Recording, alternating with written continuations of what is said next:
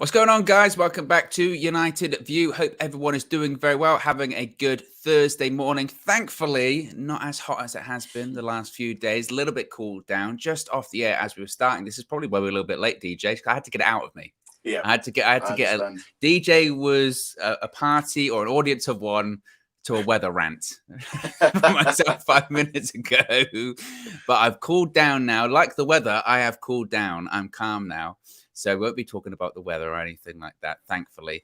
But we do have plenty to discuss. We're going to be talking about Cristiano Ronaldo, possible United thinking there's no solution but to say goodbye. Sounds very dramatic, that, DJ, very soap opera. But this is Manchester United. So I guess that kind of is very in keeping with everything going on at the moment. We're going to talk about Erik ten Hag setting the ground rules and his list of rules that he has set the squad in his first few weeks as Manchester United manager. Real good insights into the Ten Hag era as it's beginning.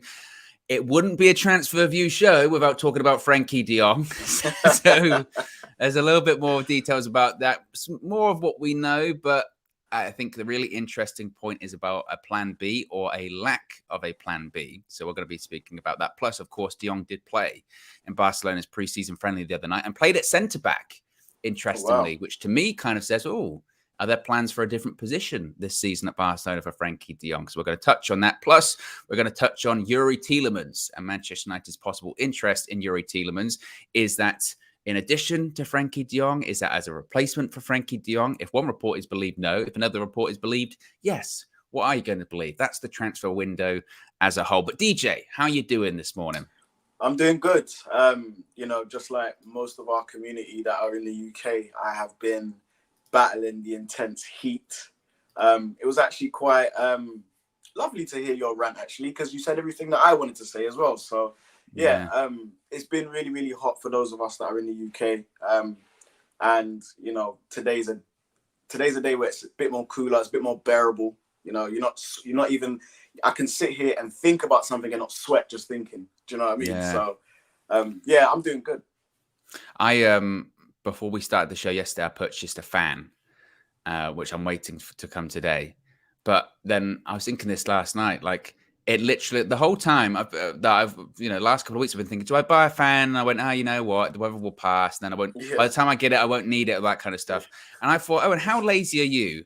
It took the hottest day in the UK ever for you to go, should probably buy a fan.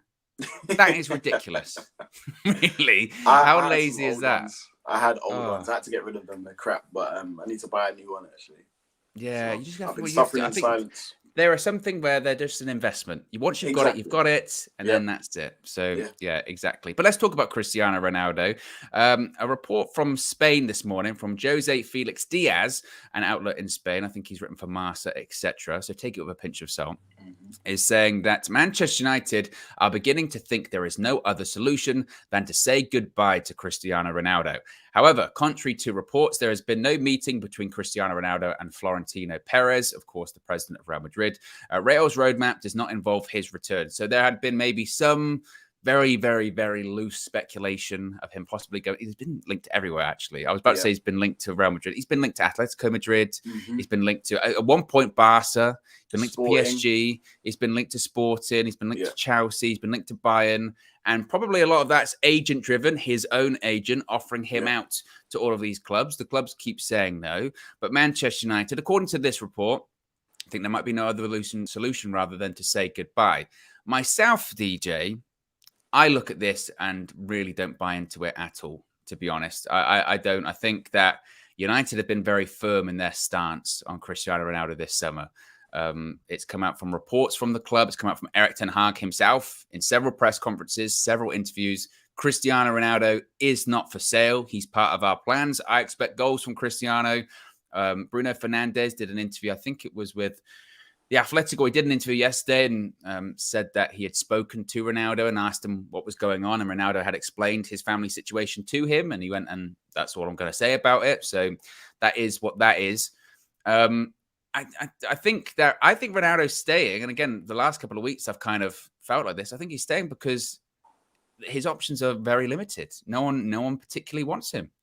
Yeah, and I think that might be a massive surprise to him. I don't think it is. I know it is. I know that's a massive surprise to him because he's Cristiano Ronaldo, best player on the planet. and you would think that teams would be queuing up to take him and have his services at their club. But I just think football's evolved. It's moved on from sort of the Messi and Ronaldo era now. We're kind of moving out of that now. There are other players coming through, but also I think the game's changed. I think the game is more, it's always been a team game, as we know, but I think the more emphasis on team and patterns of play and styles of play, where does Ronaldo fit amongst all these other teams? Because if you really think about it, maybe say from a couple, these other teams, they're built quite steadily, actually, from back to front. So where does Cristiano Ronaldo fit? And obviously Cristiano Ronaldo can be in any team, but does he fit their philosophy? Does he fit their culture? So it is one of those things where taking on Ronaldo, yeah, you might take him on, because he's the best player in the world, but he does come with the other added stuff of, the commercial value and all of the soap opera, because we're talking about him this morning, that soap opera that surrounds him. So, and you have to keep him happy. He's one of those players you have to keep happy. You have to maybe pander a little bit to what he wants and to his personality. And if you don't, he's just going to be upset. And then that has ripple effects through the club. So I think it's a massive surprise to him and even maybe to his agent that, clubs aren't queuing up. I do think that's a good point to make. I do think that all of what's happened this summer when it comes to his future, it's got to be a blow to his ego. It has to be. Of course, this is the guy that's got a massive ego and believes in himself and rates himself as the best player ever to play the game. And look, that might be right. He's in that conversation. Absolutely. His record speaks for itself. And I think you're right. I think maybe he thought that despite my age and despite my wages, I'm still Cristiano Ronaldo. If I go to a club and say, hey, I'm interested in coming to play for you, of course they'll snap me up. Of course they'll make concessions. Of course they'll make it work. And then maybe he's slightly surprised this of the sheer volume of clubs, because he would probably think, okay, maybe a Chelsea might turn me down, but one of them will say yes. Yeah. The fact that across the board, PSG, who basically snap up any big player with big wages and big commercial value, that's what they are. They say no. Whether it's Bayern Munich, publicly on several occasions come out and have said, no, he doesn't fit the kind of profile of player or the project that we're trying to do here. They've said no. Chelsea were probably the closest to saying yes. And I think if the owners had their way, they'd have probably said yes, but they're backing their manager. And Thomas Tuchel said, no, it doesn't fit how I want to play. And I don't think that's the way we should be going forward as a club at Crystal Palace. Though there have been rumors about Atletico Madrid, and whilst maybe they haven't explicitly said no, for them, still that's a difficult deal for them to do because of the financial reasons. And you can argue as well, you want to play Champions League football, Cristiano, but Atleti, that's really going to suit your style. 11 behind the ball. You're really going to shit house a 1-0 victory away from home in the Champions League by doing the dirty work? I don't see it, to be honest with you. You could point to maybe people saying, well, Luis Suarez, when he was at Barcelona, they said he was finished and he went there and they won a Liga. And that is true, but they're very different players, Cristiano Ronaldo and Luis Suarez. So again, that one looks difficult. I think he stays at this point at United just by proxy of there wasn't anyone that wanted you. I think United have actually played this really well because, of course, whilst publicly they've said he's not for sale, we don't know what those conversations have been internally. It came out a couple of weeks ago from Duncan Castle saying that Ronaldo's camp was actually very happy with the way that Manchester United have handled it. And when I saw that, I thought, I reckon Richard Arnold has had the conversation with him going, they've said, maybe it's not with Cristiano directly, but people around him have said Cristiano wants to leave. He doesn't think you have the same ambition as him. He wants to compete for the Champions League. He wants to compete for league titles, etc. And he's gone, okay, well, we don't want you to leave and we don't really incline to sell you. But if there's an offer, bring it to us. And if it's good, we'll accept it. Knowing full well, there ain't going to be any offers. Yeah. There ain't going to be any offers. So when they come back to him and go, oh, there ain't any offers, you go, oh, what a shame. We'd have been open to it. But there's, I guess you're saying, I think they've played it really well. Yeah, I think they have as well. I think from United's standpoint, they've said one quote or two quotes. Ten Hag has, said, and he said Ronaldo's mainstay. I want him at the club. Just very blunt, to the point. There was no ambiguity with it. Just we want this player at Manchester United because he's going to add the fundamental element to this United team that Ten Hag's trying to build, and that is goals. So I think from a United perspective, I'm more than happy with how our club has dealt with this. What I will say though is, if you make the comparison with someone like Ibrahimovic, Zlatan, he has gone from club to club to club, and clubs still want him. So and obviously we'd say Ronaldo probably is a little bit better than Ibrahimovic, but there's not that much in it if you really, really looked at them player for player. But Ibrahimovic seems to get the moves all the time where he wants to go. People really love him. They want Zlatan part of their project. Doesn't matter how old he gets. It doesn't matter what club it is. He's played at a lot of clubs now. Cristiano Ronaldo has played at a few clubs now, and he seems he's not getting the same love. We don't know why. Maybe it is a thing where maybe it's a personality thing. Maybe it's a thing where Ronaldo does come with a bit of that prima donna, even though Zlatan gives me those vibes a little bit as well. But I don't know. I think that's just an interesting comparison to have. I also think that, you know, as you said, it's going to be a massive blow to his ego. And what reception is he going to get if he indeed does stay at United? I think that's what I'm most interested in at the moment, is finding out what are the fans thinking about Cristiano Ronaldo. Are they going to accept him back with open arms? I'm pretty sure if he comes back, scores a couple of goals on the opening day, yeah, it'll be forgotten. But I wonder what reception he's going to get. Yeah, certainly that is interesting. Mark Holder says Ronaldo's on holiday in Ibiza. I don't think he is. I think that might be fake news, Mark, to be honest with you. I think he's in Portugal. James says, could he buy out his own contract? Definitely has enough. I mean, I guess maybe he could, but I don't think it necessarily completely would work like that. And look, again, United do want to keep him. United, I still realise that... despite maybe how he fits in Erik ten Hag's style, they know what he offers, which is goals. They know certainly what he offers in terms of, finances and in terms of the commercial value that he brings to the club. I'm sure that in an ideal world, whilst for the home kit, certainly he was involved partially in that kit launch. There was pictures of him. I'm sure they'd have absolutely hoped that he'd have been far more involved in that. And in an ideal world, he would be on tour commercially. Yeah. I'm sure this tour has been very successful for them anyway, financially, but it'd have been far more successful if Cristiano Ronaldo was there, because it would have been the media attention the guy gets. Maybe the difference is between him and someone like a Zlatan is that Zlatan doesn't command as high wages wherever he goes. You would argue that with Ronaldo, it is strange. It's a strange one, and I think that you're right. What will that reception be like when he comes back to Old Trafford? I think that honestly, I think it'll be pretty. I think it would be. I don't think it's going to be a negative one, really. I don't think the United fans aren't going to turn on Cristiano Ronaldo or anything like that. And like you said, I think that majority will be happy that he stays. It does leave a bit of a funny taste in the mouth, to be honest. Yeah. When it comes to, again, just how many clubs he's been offered out to and how transparent it has been, about this club, no, this club, no, this club, no. And you go, well, okay, like eventually, when do you stop? When do you draw that line and say, that's fine? You spoke to a couple of clubs, they said no. You still are under contract. That's the difference, isn't it? Do you think he comes back and acts like nothing happened? Because obviously he's saying he has the family issues and stuff like that, and that's what's being put out to the media, and that's what we all know.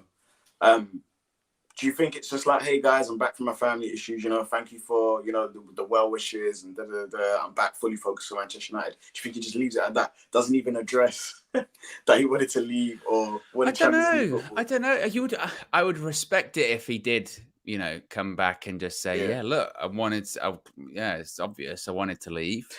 Depends how he phrases it. He might say for my family or whatever, and you go, okay. He might say because, I want to win things. I still want to compete. To be fair, I think fans would really respect that if he came out, because he did the interview last season where he said, I don't want to be. I'm not here to be fourth or fifth. Yeah, and he is. He was sixth. It was even worse. It's even worse. So I think we would respect that if he came out and said, look, I didn't come here to be a novelty. I came here, despite my age, to win things. I thought I was going to win things and compete for things. I was concerned. Maybe you put a few lies in there. I was concerned at the beginning of the season. Sprinkle them in a couple of lies. It's PR. Say I was a bit concerned, and the fact that the ambition wasn't being matched. But I'm here. That's in the past. I want to contribute. I want to win things, and I want to compete. And I feel like we can do that. I believe we can do that. Look, he was saying that in like January, February, and there was no way we were competing for shit back then. Exactly. So that was a lie. So if he's happy to lie, then do it again. I don't care.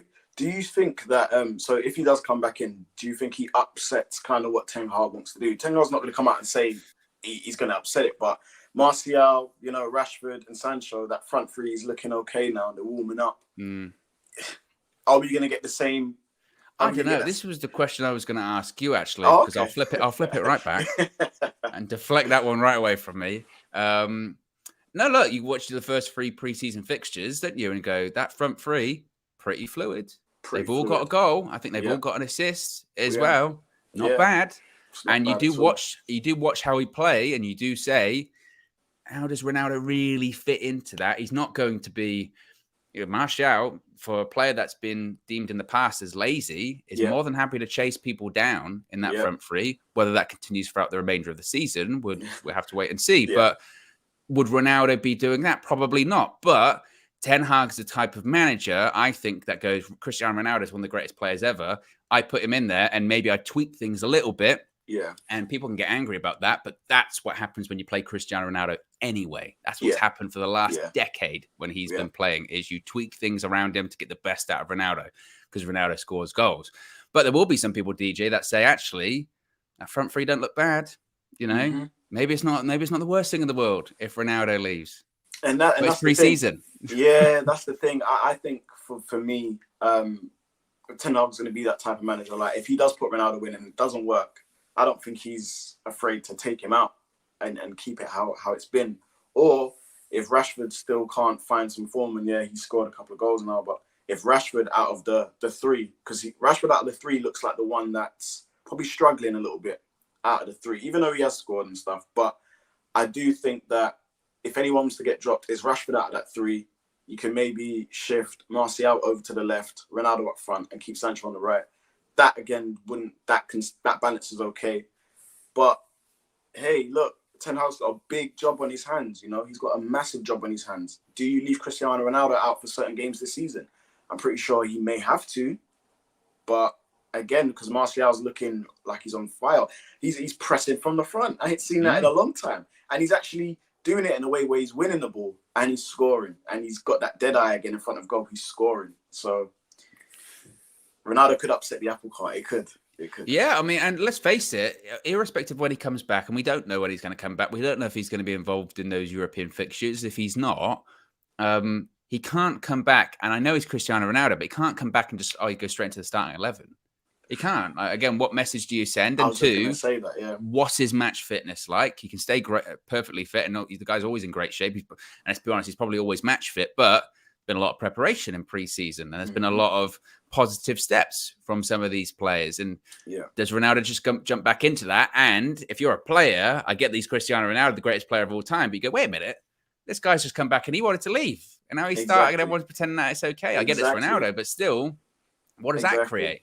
Yeah, and players like Martial, and this would be a test for Martial if that does happen, because in the past Martial hasn't really liked to have challenges like that, competition for places, especially in the centre forward line. So if Ronaldo comes back and goes straight in, that is a punch in the stomach to Martial, because of the work he's put in, through preseason, the fitness wise, because apparently from what I read, he's probably one of the most fittest guys at the moment in the team, and the goals he's scoring.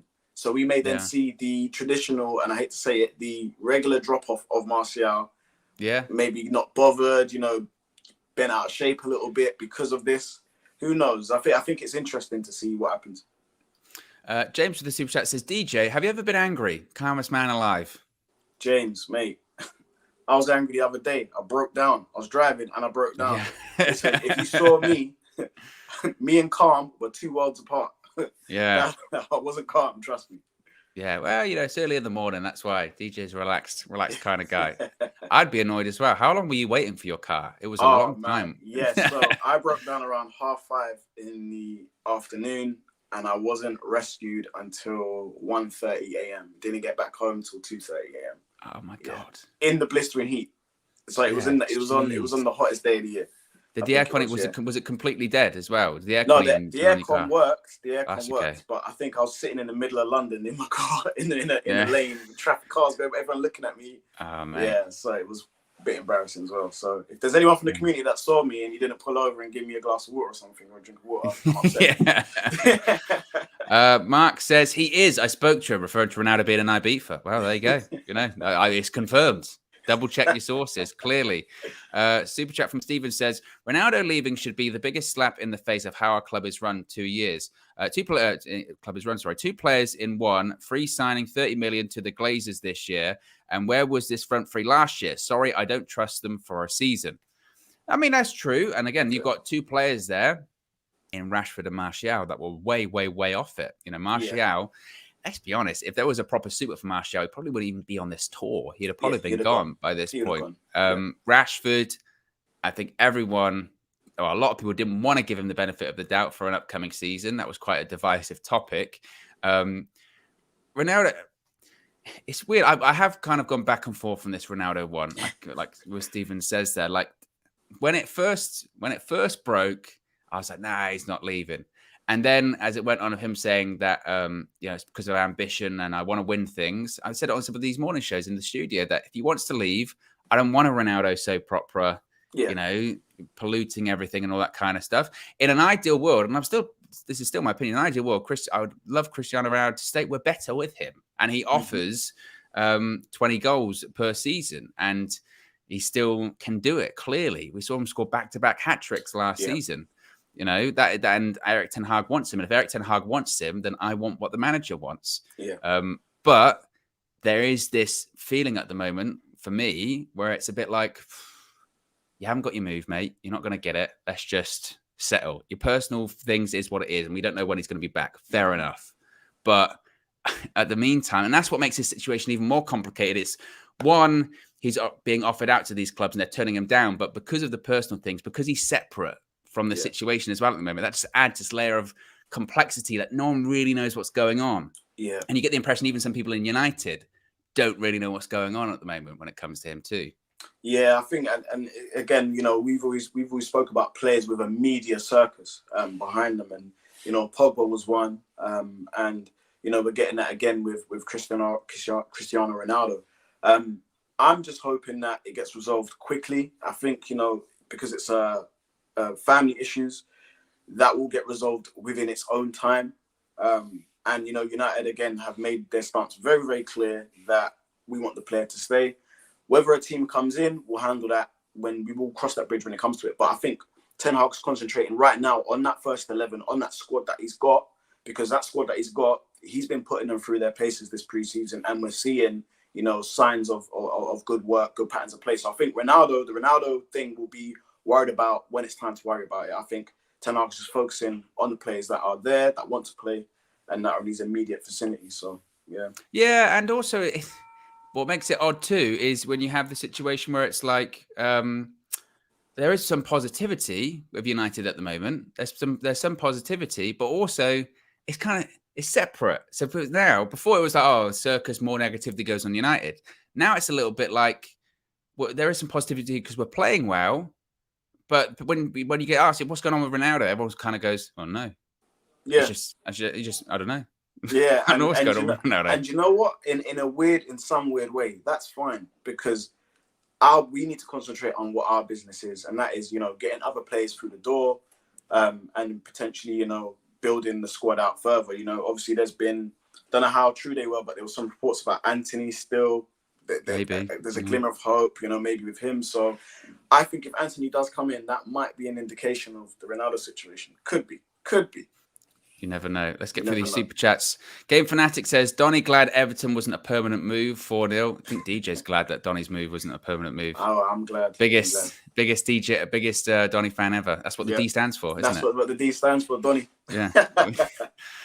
James says, back in time for breakfast, DJ. All good. Exactly. Made it back just in time for breakfast. You break down. He's back, Zayn Miassi with his mum's credit card.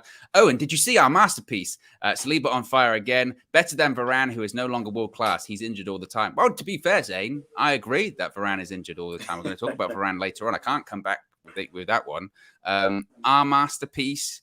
Let's just wait, Zayn. Again, you had your best season ever last season, and we're still in the same competition in the Europa League. You really wanted Martinez, and people were photoshopping Martinez in an Arsenal kit. Now he's the worst player ever. That's because he's so short. The goalposts are constantly shifted when it comes to the Emirates.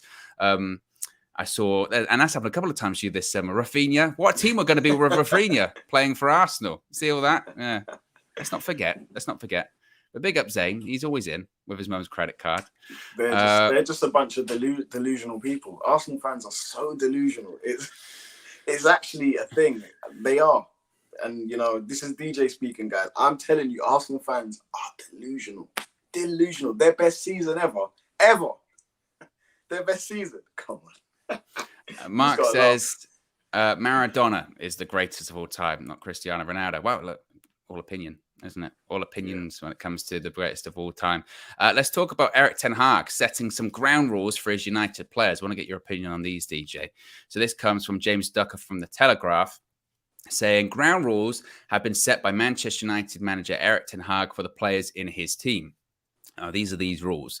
1, fines or punishments for being late to team meetings, meals or training. Seems pretty standard. Ban on mobile phones during meal times. Interesting. No consumption of alcohol during match weeks. Again, that shouldn't that be a given for an athlete? Regular BMI checks to ensure player fitness, and encouraged to eat club-prepared meals rather than use personal chefs. What are your thoughts on those? What stands out to you in some of those details by Ten Hag?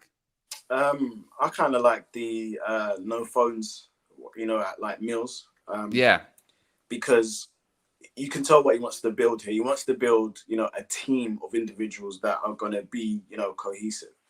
And I think, you know, I've been one of those people at the dinner table with my brothers or whatever, and I've got my phone out and... Oh, it's the worst. How dare you, DJ? Yeah, it's rude. It's rude. It's rude. It's rude. It is very, very rude. And, you know, maybe I take that for granted because that's my family or my close friends. They've known me for years. But I think when you're building a team of players that are going to have to go through thick and thin together in a season, because we know how tough seasons can be, I think, you know, that is just one step in bridging, you know, and bringing everyone together.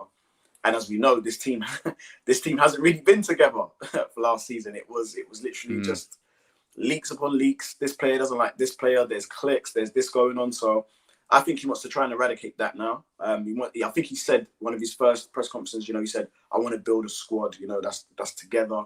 And I think that's a good step, I would say. Minor step, but it's a good step to have. And I also like the about using the club chefs instead of having personal chefs.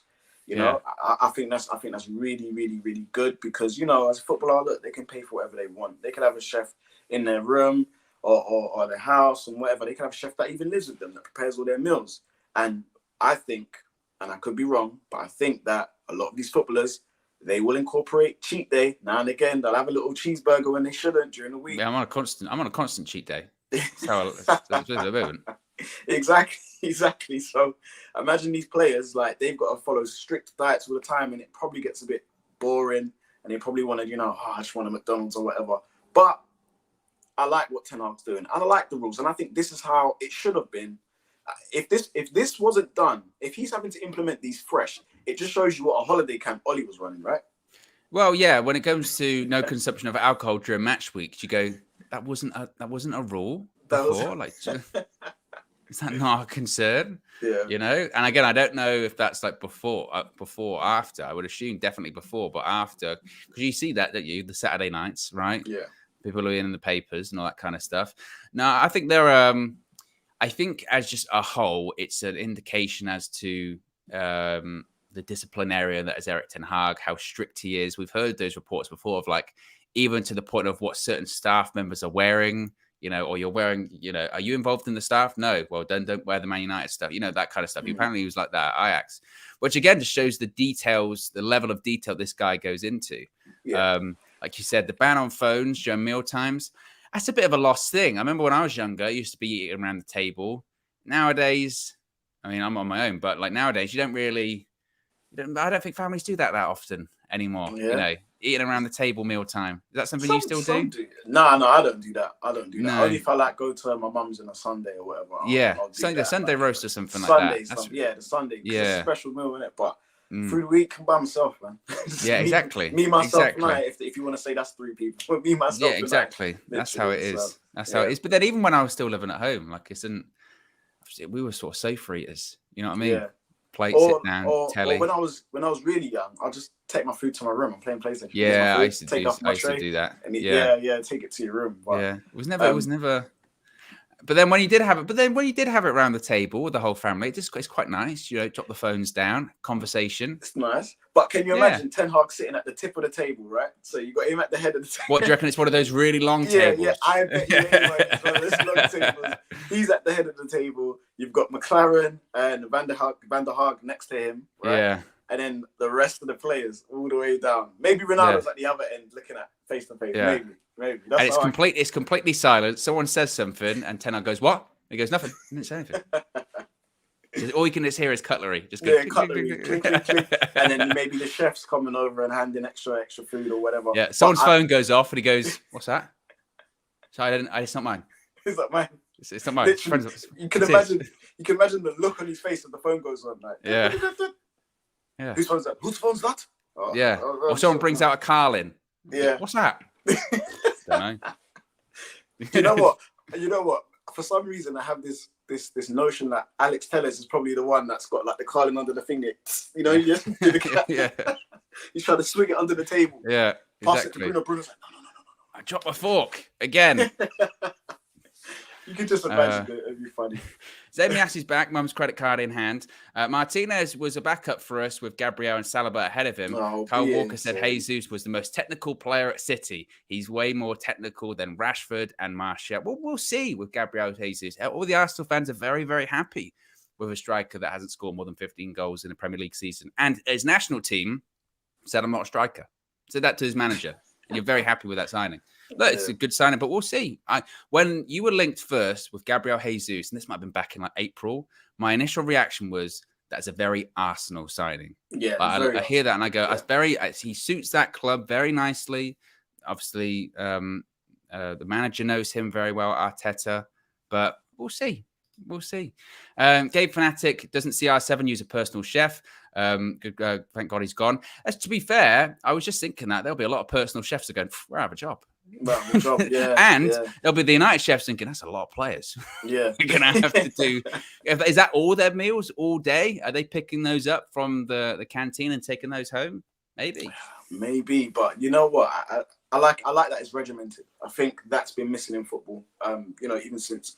And I always say it, the Fergie days. Fergie days were very, very regimented. You know, there was structure in how things were done. There was a process. There was standards. And it's good to see Ten Hag trying to bring that back. You know, you can tell he's a very, very intense individual. And I think, for me personally, I'm not going to lie, I thought he was more of a softer type person. I don't know why I thought that. I say that. Look at him. Look at his face on that screen there. Does that look like a soft person to you? Not at all. And I think, you know... And I think from, you know, the interactions I've seen in around training, like he's not unapproachable because you see him like laughing with the players and stuff. But he's a man that knows what he wants, Owen. He knows exactly what he wants. He knows how he wants it. And if you're not part of that, then you're in the way kind of thing. So James with the super chat says Palestri should be here and Alanga should be loaned out. The academy immunity at our club is an absolute joke. McTalentless surviving from it too. Wow, James coming out firing this morning. I mean, Palestri's going to go out on loan.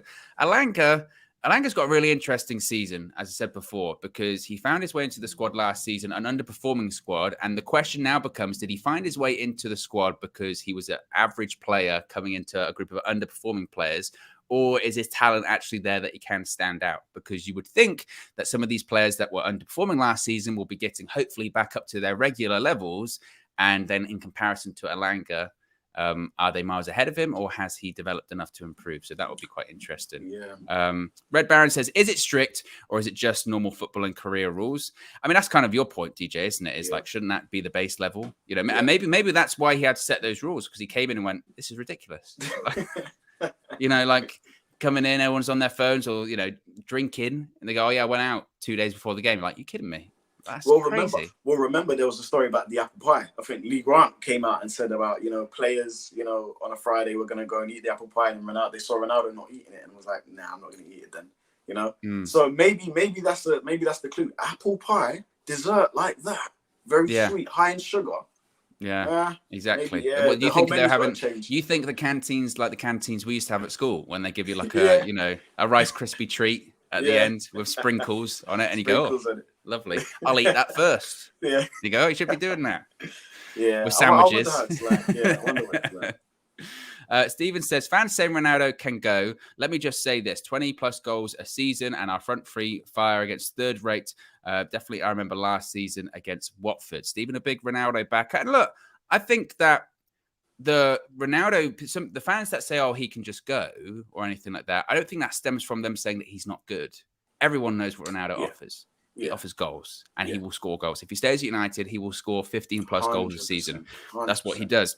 Yeah. I think the people that are saying let him go are people that are maybe just a bit tired with what's been going on this summer and are just thinking, well, if he wants to go, that's why my point was initially, if he wants to go, then he can just go. But that was under the assumption that there was a move for him to go.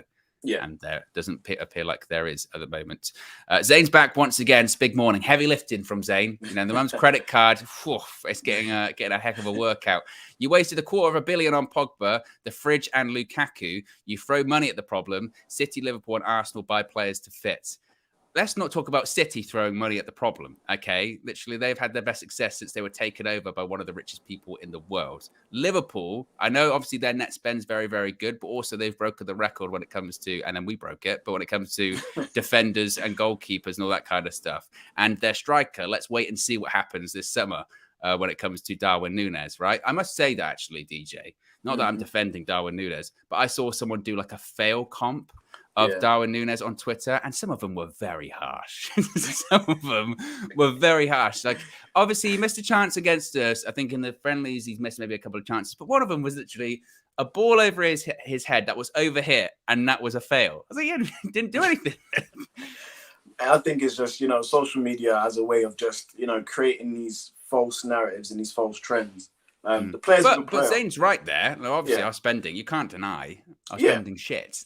Yeah, it's terrible. No, and you know what, Zane? I think out of everything that Zane says, I think that's the only one with truth in it. Like, our spending has been horrendous. It's been horrendous, and I think we are now in that era now where that's enough. Now that's enough, and we're going to be basically doing things in a different way. And I think most of us fans are happy to see that because. But also, when it comes to spending, if you want to talk about Arsenal, they're no squeaky wheel when it comes to that. Do I need to talk about, Pepe? Do I need to talk about David Luiz? Do I need to talk about, the contracts that they gave to Aubameyang and Ozil for them only to go a year later? Do we need to talk about Willian? I mean, they've learned from their mistakes, and I've praised Arsenal for their transfer policy over the last 18 months or so. I think they've done a good job. But let's not pretend that they're, completely squeaky clean when it comes to all that kind of stuff. James says United have a secret KFC in the canteen basement. Protein, DJ. It's protein, wrong with it. Yeah. They're only drinking Crush'ems, but, they're not actually having the chicken. I can imagine Ten Hag saying, what's this? What is this? What are you drinking? Yeah. What is this? Oh, and finger looking good is what it is. Delicious. Mark says Maradona won the World Cup all on his own by, using his hand, clearly. Red Baron says, if I was an Arsenal fan and Zane was on my team, I think I'd go support Spurs. Still firing up this morning. Zane back once again. Fabio Vieira, future Bernardo Silva. It keeps saying it, Zane. The league ain't even started yet, bro. It hasn't started yet. Exactly. It hasn't started yet. And Game Fanatic says, a bit off topic, but hey, don't worry about it. We're well off topic this morning. But I wish Dan James got to play under the Erik ten Hag era instead of Ollie. I think he had potential to develop under a good, proper coach. I mean, I slightly disagree with you there, Game Fanatic. The reason I would say that is he went under a good coach in Marcelo Bielsa, and they still, didn't do particularly great. Granted, they had injuries whilst he was there last year. But I just think, look, I didn't mind the Dan James thing at United because he didn't cost that much. We made a profit on him, which never happens for United. Had a couple of moments, wasn't up to the level of United, and that's it. Yeah, I don't even kind of disagree. I strongly disagree with that. Dan James, I think we bought him because he had that X factor. Like, he's probably one of the fastest players in the league, maybe top 3 fastest players in the league at the time. And, again, 15 million, I think it was, that he came in for. Why not? You try it out. We was looking for a right winger. Why not? You try it out. But he just wasn't at the technical level, And that was it. And that was that. Just not at the technical level. We've got nearly 1,600 people watching. Still less than 300 likes, DJ. Hey, look. People said I was calm. If you want to see the reverse of that, Guys, please like the video. Like the video. Come on. DJ's going to go full Bruce Banner at the moment. His shirt's going to rip. His hat's going to pop off his head. He's going to turn green. You don't see that with Bruce Banner. I'm just thinking, like, he's always wearing a shirt and his trousers rip, but he's never wearing a hat.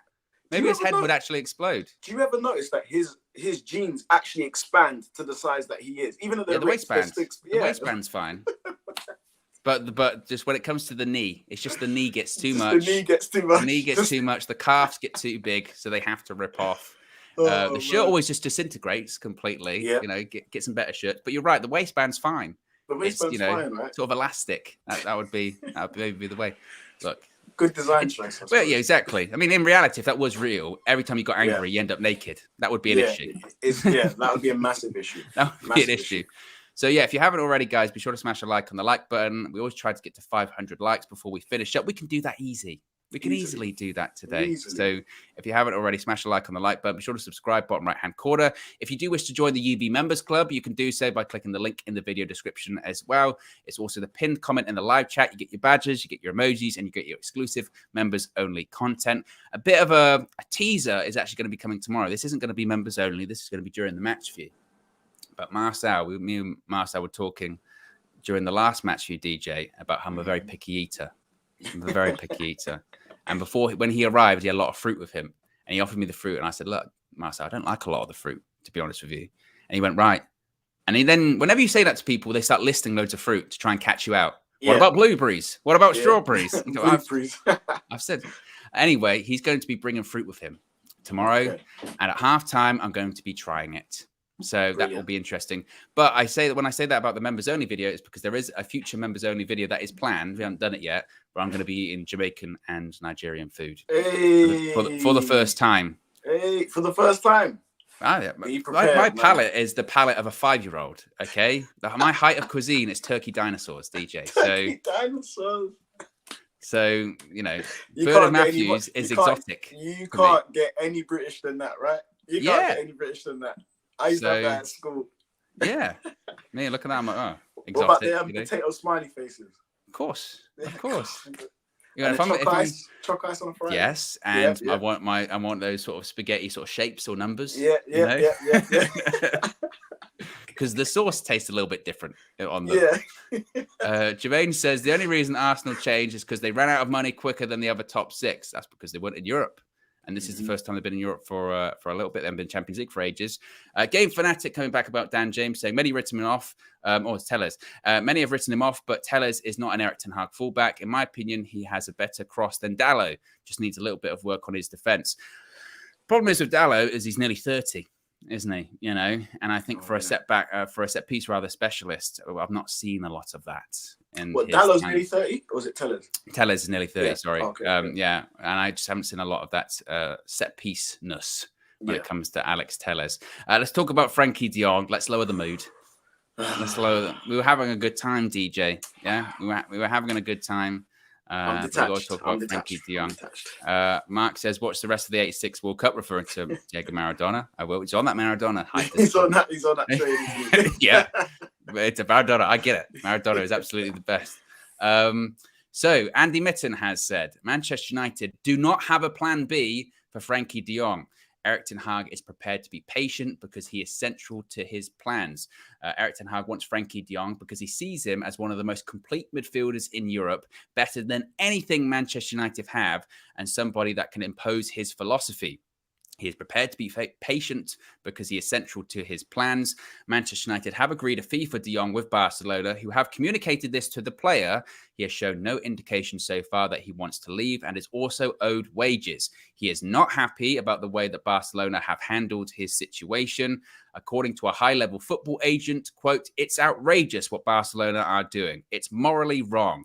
He's already taken a pay cut and deferred wages. They are trying to guilt trip a player into going. It is not Frenkie de Jong's issue that Barcelona was so badly run. Now, that is a high-profile football agent saying that.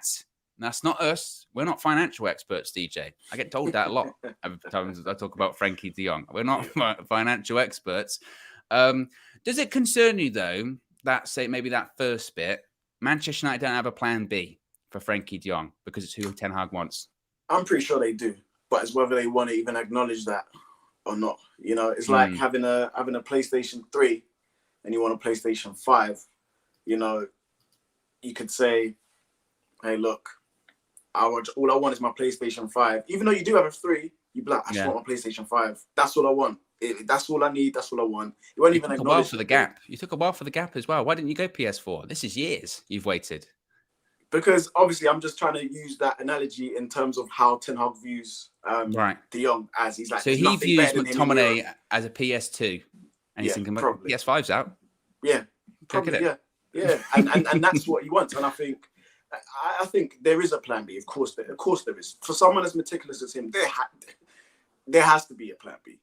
There is a couple of players that he thinks, they could do a job, but they're not as good as Frenkie. But I want Frenkie. All I want is Frenkie. Of course, I fully get that. You know, so I think there is a plan B.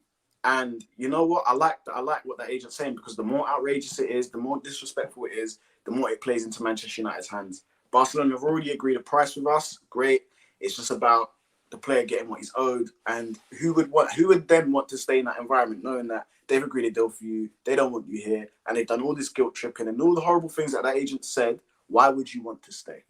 Yeah, it kind of reaffirms what I'd maybe speculated a little bit about in the past, where you talk about, why are United still pursuing? Why after however many weeks it's been, 11, 12 weeks, why are we still going? The player doesn't want to come. Very obvious why we're still going for the player. Ten Hag really wants him. Yeah. And he doesn't see anyone else on his level. He doesn't see anyone else fitting in that position. That's the one person he wants in that position. He basically said it himself in those interviews as well, when he said it's a very specialist position. Only a select amount of people can do it. Yeah. The only thing he didn't say is it's Frenkie de Jong. He's my only person that can do it. Yeah. You know, like literally Princess Leia settings. Frenkie de Jong, you're my only hope. Hopefully this message gets to you. R2-D2. Yeah. Imagine that happen. Yeah. Shut up. but then he must, and again we say every show, there must be enough communication between the two. Whether Ten Hag spoke to him 2 weeks ago or 3 weeks ago, there must be enough in those conversations to convince Ten Hag that this still can get done. There must be enough in those conversations. There's got to be. Yeah, there has to be. There has to be. You know, like players will say things, you know, for the media, but behind closed doors, there's probably other things. There's maybe a slight gentleman's agreement. Frankie's probably saying, look, I just want to make sure I get this money. And then, you know, that is a possibility, boss. Like, I can definitely think about that. But for some reason at the moment, there has been no sort of movement on this wages and stuff like that. I thought there would definitely be movement coming up. But look, I said it already.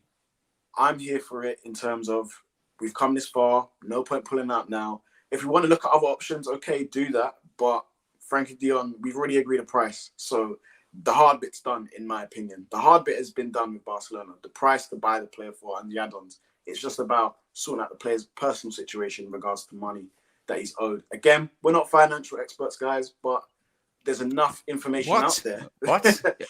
Really? Yeah, we're not. But there is enough information out there where you can kind of come to some conclusions. So even if it takes to the last day of the window, I don't mind, as long as he comes in. Yeah, I mean, again, I've gone back and forth a million times on where I think this deal is going to happen or not. At this point, I don't know. I have no idea. Don't know, No, I think it's a good point that you bring up when you say that.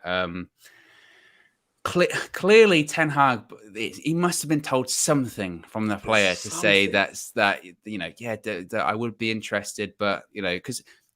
And again, maybe this is why publicly this is all happening, and or the agent is saying to all of these journalists, no, he doesn't want to leave, he doesn't want to leave, he doesn't want to leave, because he's trying to force Barcelona into paying him what he's owed. He's not going to force a move out, because then maybe he doesn't get what he's owed, and if he puts in a transfer request, he might lose his loyalty bonus and he might lose his deferred payments. We don't know the complexities of the agreement to defer those payments in the first place. You know, there might have been, whilst it came to the final thing was, okay, we're going to pay you those 2 years wages, or part of those 2 years wages at a later date. We don't know the complexities of the agreement involved in there. There might have been, but if you hand in a transfer request, or, you know, if you decide to leave, you don't get that back, or you lose your loyalty bonus, etc., etc. We don't know the complications of it. And again, maybe it's him and his agent saying, when they're saying, I'm not going to leave, I'm going nowhere, Wolf of Wall Street settings, I'm not effing leaving. Yeah. Maybe that's just like, them panicking, I've got to pay it. Well, then we're going to have to pay it. We're going to have to pay it. I saw something yesterday, and this is why I just, after this, I don't want to do any business with Barcelona ever again, because I really don't want to be involved in all of this financial hoodoo, because I saw then things are happening that if the third lever happens, then they won't have any issue registering the players. And you're just like, what is going on? What is going on? And this is the thing, yeah. What if, conspiracy theories here, what if Barca are forcing him out, so they agree in the deal with Manchester United because they want him out, so they don't have to pay him those wages? Because as you said, it might be something that's in his contract. So he's like, well, I'm not going anywhere. I'm happy at Barcelona. I'm not going, because if I leave now, then you're not going to pay me my wages. Maybe Barcelona have no intention of even playing them. So that's why they're saying, yeah, we're going to sell you. We don't want you here. So maybe it's something like that. Their intention is maybe not to pay all of them, but their intention is maybe like, yeah, we'll offer you 3. And you go, yeah, but I'm owed 17. That's not for that's not. And again, it's for work that he's already done as well. 3 and 17. That's a massive gap. And again, and it's for work he's already done. This isn't buying him out of his contract and these are future wages. This is stuff that he's already done. These are games he's already played that he's owed for. Imagine doing a job. You're a carpenter. You've come in. You put up, I don't know, decking, and they go, yeah, we'll pay you later on. And you go, well, why are you going to pay? Oh, I'll pay you half an hour, half later. Well, it's done. I've already done it. It's bizarre. You can't even really do a good analogy for it. That's how strange it is. And meanwhile, they're buying players. They're buying Lewandowski, one of the best strikers in the world. They're buying Rafinha for all this money, but they can't offer the money to this guy. It's just and they're going at the same time, take a pay cut, and you can stay. You're taking the piss. Crazy. But we're not financial experts. Stephen Lilly says, this isn't being a Ronaldo fan, but he is right. United's biggest club in the world pay extra 17 million. Make us great again. Glazer's the problem, not him. But again, this is the thing, Stephen. Appreciate the contribution. It's not, that money isn't for us to pay. That's not our money to pay them. And I understand what you're saying is that if you really want him that badly, then United should just pay a little bit extra and give Barca the money to pay. But again, why should we bail Barca out of their bad, the way they've been badly run in the past? We shouldn't.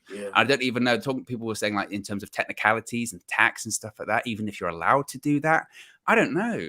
Because that's like United loaning the money to Barcelona to pay their employees. And another thing as well, it's if United ever did something so stupid, because I think that'd be very stupid to do. Like, if United ever did that, can you imagine the backlash? One from the financial world, one from the footballing world, and then teams will know that they can actually take the piss with us in the transfer market because we roll over to everyone, even to Barcelona.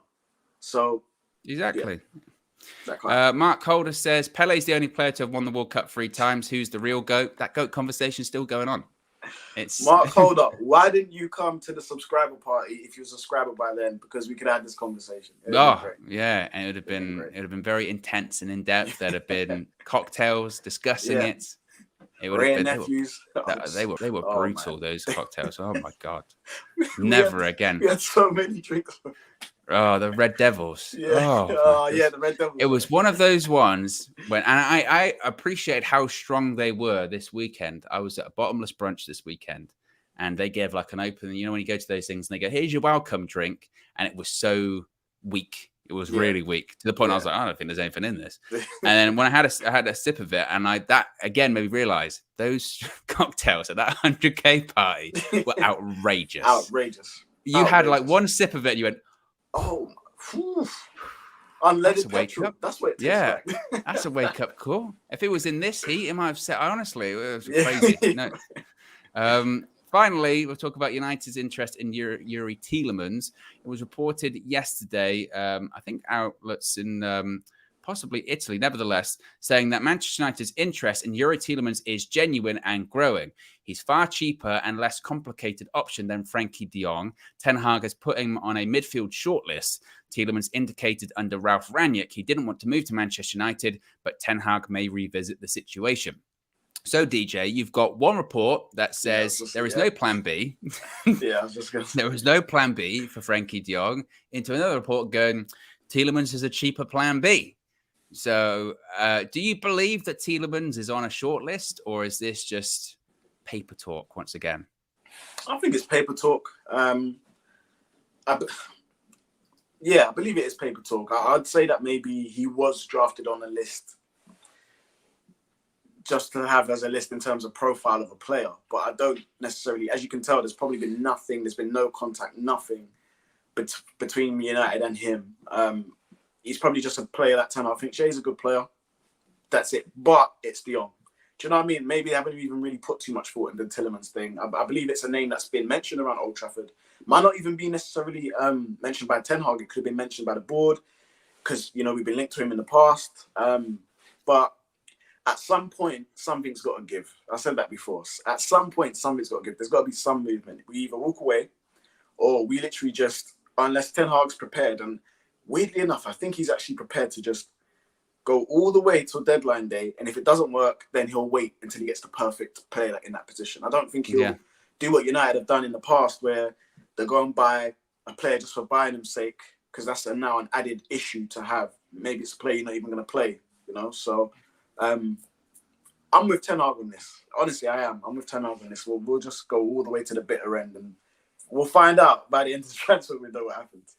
I know, I agree. I think that from maybe Ten Hag's perspective, I know the season's 2 weeks away, 3 weeks away. He still might think that's plenty of time. Plenty of time, not necessarily for the season, but in terms of the transfer window doesn't close till September 1st or 2nd. It's not even August yet. He'll be thinking there's like 6 weeks left of this.